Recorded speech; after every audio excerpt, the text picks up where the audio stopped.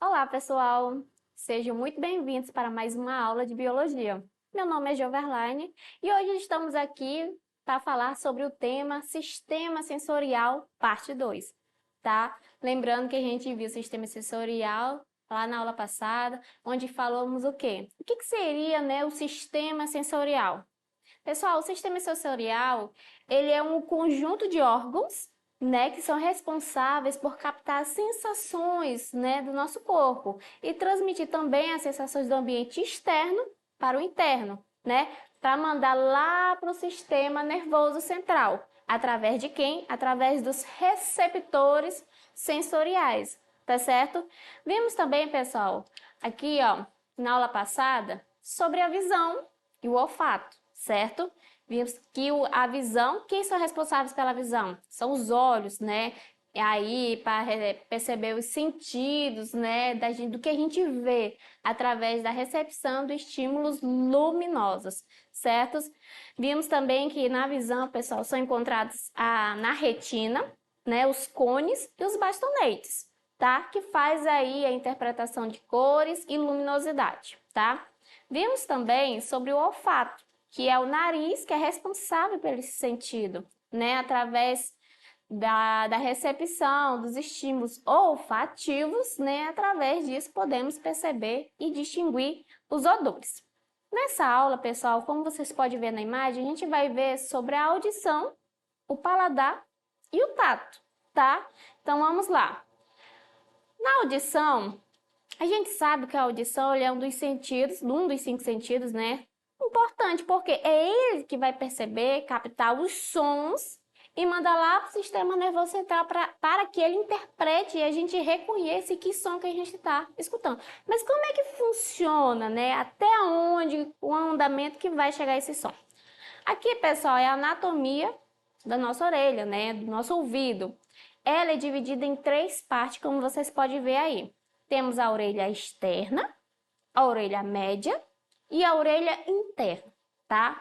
A gente vai analisar aí o caminho aí do som que faz. Na orelha externa, pessoal, a gente tem essa função aí, ó, meato acústico externo. Isso aí, ele é um canal auditivo onde o som vai entrar. É nesse canal também que se tem a cera de ouvido, que é muito importante para permeabilização e proteção do ouvido, tá certo? Então, o som começa a entrar nessa estrutura e ela vai chegar lá na membrana tipânica, né? Conhecida também como membrana, como tímpano, né? Nessa membraninha, pessoal, quando o som entra, ela começa a vibrar.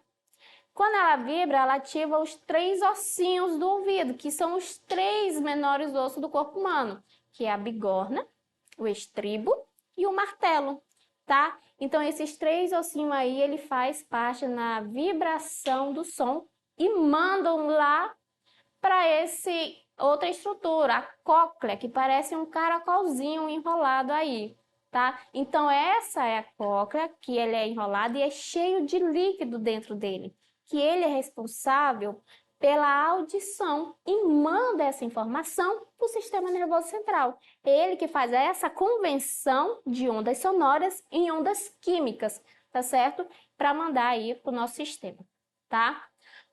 Logo em seguida, pessoal, a gente tem essas outras estruturas, canais semicirculares, que ficam em cima aí da cóclea, né? E logo embaixo temos a tuba auditiva. Essa tuba auditiva, pessoal, ela vai ligar lá na faringe, tá certo?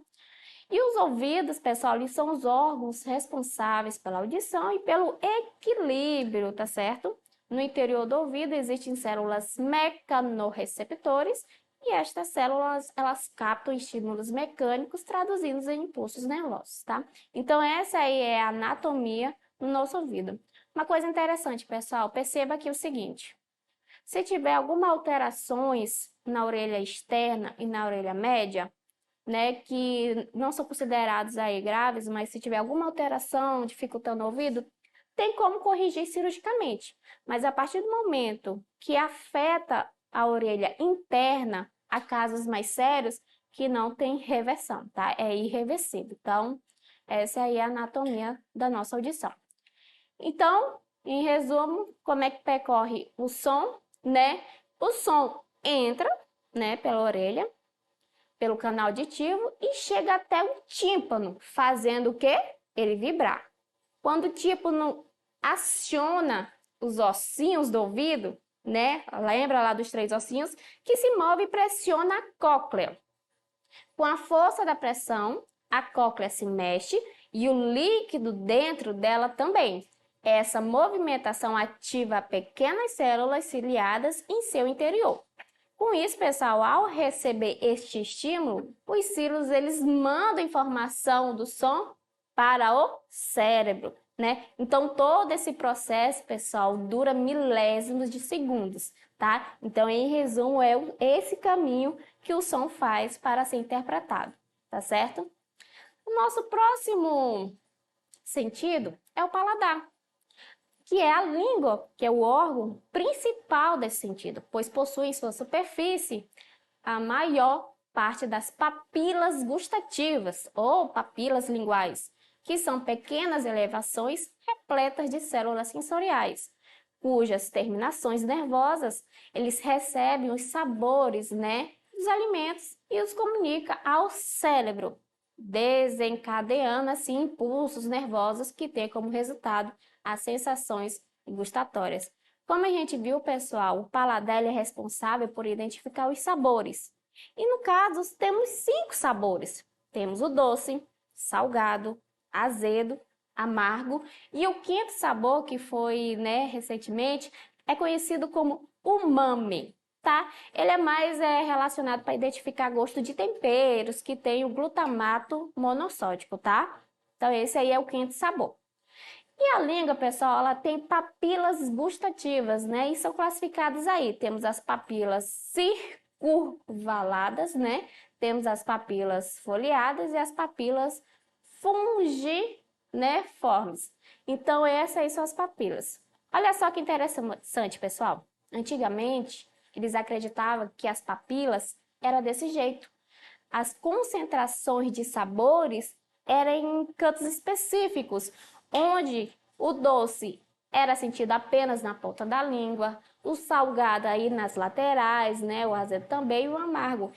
A gente sabe que isso não é verdade, porque as papilas gustativas, ela está distribuídas de uma forma aleatória na língua, tá? Mas ainda tem muitos que acreditam que sejam desse jeito. E o nosso próximo sentido, pessoal, é o tato, né? A nossa pele aí. O tato ele é considerado um dos 5 sentidos, como o paladar, a visão, o olfato e a audição. No entanto, diferentemente do que muitos pensam, o tato é apenas uma das modalidades sensoriais associadas ao sistema sensorial somático, sendo responsável por perceber o toque, fazendo com que sejamos capazes de perceber tudo o que entra em contato com o nosso corpo. Tá, pessoal? A gente sabe que a pele é um maior, né, órgão do corpo humano e a gente tem mais sensibilidade, pessoal, nas pontas dos dedos, nas palmas das mãos e nos lábios. É onde, né, a gente consegue ter mais sensibilidade. Qual é a parte da pele que não tem tanta acessibilidade assim? Seria a pele das costas, tá? É lá que não tem tanta acessibilidade. E a pele, pessoal, ela é dividida em 3 camadas. Temos a epiderme, que é um contato direto com o ambiente, né? Apresenta aí poros e glândulas. Que, aliás, também, pessoal, a pele ele serve como proteção contra, né, os agentes, os micro-organismos do ambiente, como fungos, bactérias. Então, ele serve de proteção. Temos a derme, que contém vasos sanguíneos, nervos, terminações nervosas e folículos pilosos. E por último, temos a hipoderme, que é a camada de gordura, que fixa a pele em ossos e músculos, tá certo? Então, essa aí é a estrutura da nossa pele. É claro que a gente tem receptores táteis, né? Os receptores táteis são os responsáveis por garantir que um estímulo tátil seja recebido e transmitido até o sistema nervoso central. E esses receptores, pessoal, eles podem ser classificados em mecanorreceptores, né, que são aqueles que respondem a estímulos mecânicos, como a pressão. Temos os termorreceptores, que estão relacionados com a percepção da variação da temperatura. É esses receptores, pessoal, que a gente percebe se o ambiente está quente, está frio, tá? Então, é aí da relação à temperatura. E tem os receptores de dor, que é ativado quando os tecidos são lesionados, né? Causam dor aí na nossa pele, tá? E aqui tá as estruturas, o nome de alguns receptores, tá, pessoal? Por exemplo, o corpúsculo de Mensen está relacionado a toque rápido e leve, né?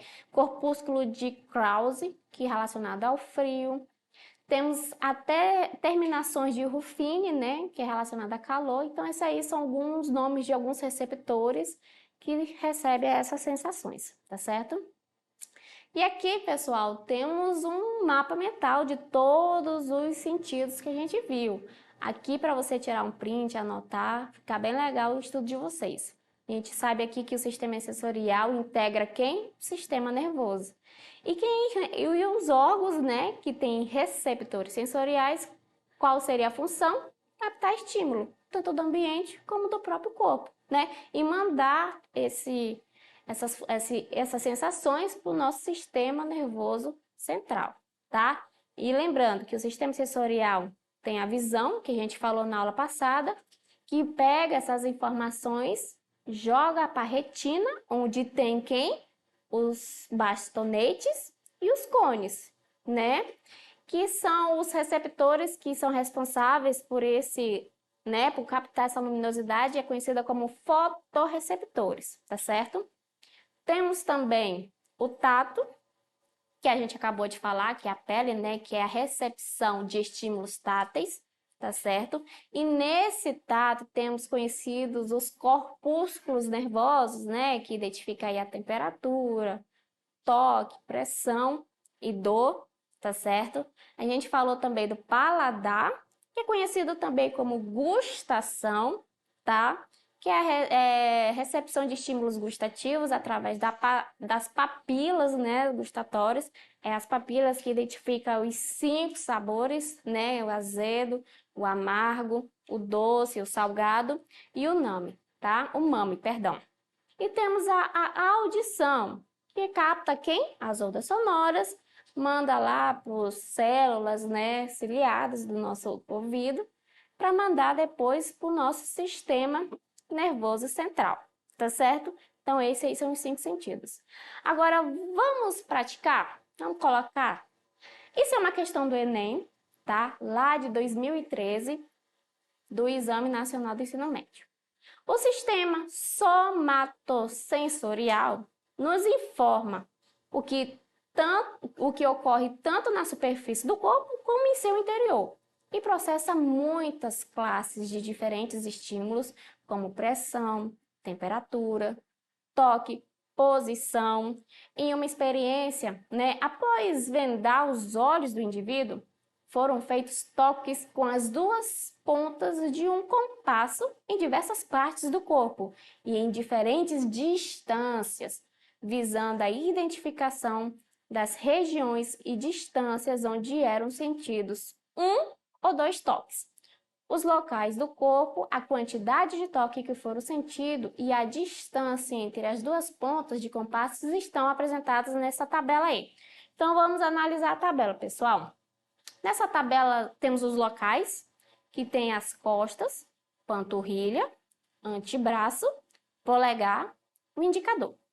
Logo em cima temos a distância em centímetros. Temos em 6 centímetros, 5 centímetros, 3,5, 2,5, 1, meio e menor que meio. Então, essa é a distância. E se analisarmos aqui essa tabela, percebemos que as costas, pessoal, ele consegue ter sensibilidade até 5 centímetros, como vocês podem estar vendo aí. Ele consegue identificar os 2 toques. A partir do 3,5 ele já não consegue. Isso quer dizer o quê? Que ele tem pouca sensibilidade, tá? Então, a panturrilha, a mesma lógica. ele consegue diferenciar 2 toques a partir dos 6 centímetros. A partir dos 5, né, a sensibilidade dele cai, ele consegue identificar só um toque. E assim por diante, né? Então, vamos lá para as questões. As diferenças observadas entre as várias regiões do corpo refletem que a densidade dos receptores é: alternativa A, não é a mesma em todos os pontos, existindo regiões com maior capacidade de discriminação e sensibilidade, com o indicador e o polegar.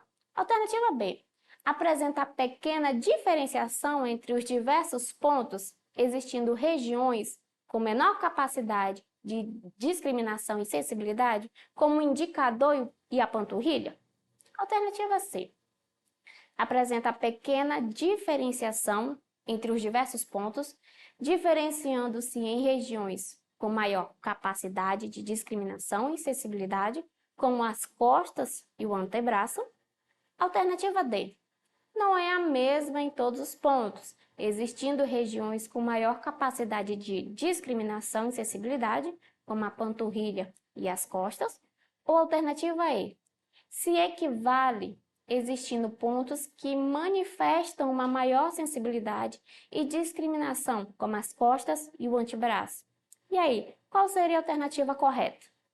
A alternativa correta é a alternativa A, né, pessoal? Como analisada a tabela, a gente viu que não é a mesma em todos os pontos. O que é a sensibilidade? A gente percebe que a panturrilha ela perde a sensibilidade a partir aí do 5 centímetros.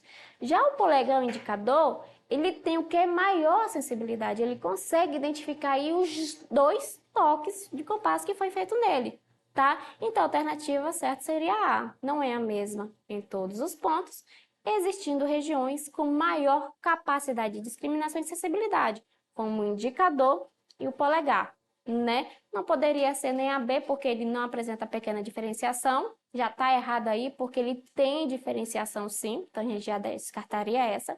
A C, apresenta pequena diferenciação entre os diversos pontos, diferenciando em regiões com maior capacidade de discriminação e sensibilidade, como as costas e o antebraço? Também não, né? Alternativa D, não é a mesma em todos os pontos, né? Existindo regiões com maior capacidade de discriminação e sensibilidade, como a panturrilha e as costas. A gente já percebe também que esses 2 pontos têm diferença sim. E esse equivale? Não. Aí, só pelo fato de ler essa palavra se equivale, já eliminaria também essa questão, tá certo? Então, pessoal, a gente encerra por aqui. A gente viu os 5 sentidos, tá certo? E essas questões caem na prova do Enem de vocês. Continue estudando, tá? Acesse aí a plataforma Eduque para vocês ficarem por dentro dos materiais e novidades, tá certo? Bons estudos e até a próxima!